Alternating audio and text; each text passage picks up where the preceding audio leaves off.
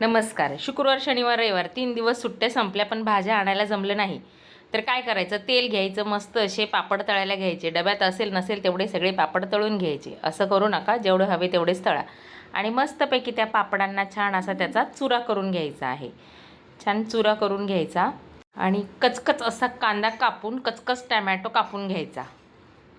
कढईमध्ये टाकायचं तेल, त्याच्यामध्ये टाकायचं आहे जिरं, मोहरी आणि छान बारीक चिरलेला कांदा छान परतून घ्यायचा आहे. मस्त अगदी गुलाबी होईपर्यंत कांदा परतून घ्यायचा.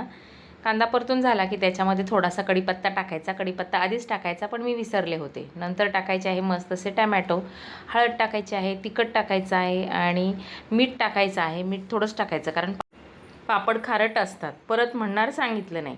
छान असं मिक्स करून झाल्यानंतर त्याच्यामध्ये टाकायचं आहे थोडंसं पाणी, अर्धा ग्लास पाणी टाकायचं आहे आणि त्याच्यामध्ये जे बारीक केलेले पापड आहे ते ॲड करून घ्यायचे आहे आणि मस्त अशी एक उकळी घ्यायची आहे.